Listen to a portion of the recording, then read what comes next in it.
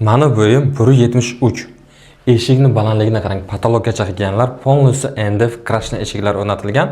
Bizlar hozir kvartiramizning hol qismida turibmiz. Hol qismida ham hamma kerakli mebel jihozlar o'rnatilgan. 105 kvadrat 3 xonali panelsining hamma xonasida oynasi bor. Keling bitta xonalarni ko'rib chiqaylik. Mana bu yerda birinchi xonamiz bizlarda oshxona joylashgan. Oshxonamizda hamma kerakli mebel jihozlar o'rnatilgan. Двухконтурный котел, теплый пол, radiatorlar qilingan kvartiramizda. Kvartiramiz Ruday ko'chasida joylashgan. Saodat restorani to'g'risida bo'lyapti. Bu yer esa bizlarda kattalar yotoqxonasi, kattalar yotoqxonasida ham konditsioner, televizor, kravat, shifoner, tumbuchkalar hammasi o'rnatilgan. Faqat kirib yashash kerak kvartirada. Kadastr hujjatlari tayyor turibdi, bir kunda farz qilib olishingiz mumkin.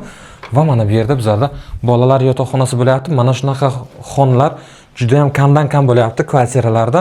Nimaki mana shunaqa katta ikkita kravat qo'yish uchun joy, dars qilish uchun joy kichkinalik qilyapti kvartiralarda. Bu yerda kattagina qilingan, juda ham menga ma'qul bo'ldi. Va mana bu yerda bizlarda mehmonxona joylashgan. Mehmonxonamiz ham juda ham chiroyli remont qilingan. Bu yerda ham konditsioner, televizor texnikalaridan qo'yilgan. Bundan tashqari mebellar ham o'rnatilgan, gilam parda ham qilingan. Devorlar полностью atachanda qilingan va eng ma'qul bo'lgan joyi sanuzul ikkita joylashgan, ikkita bo'lyapti.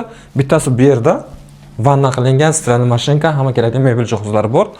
Va mana bu yerda bizlarda yana bitta sanuzul, to есть unitaz bilan rakovina o'rnatilgan.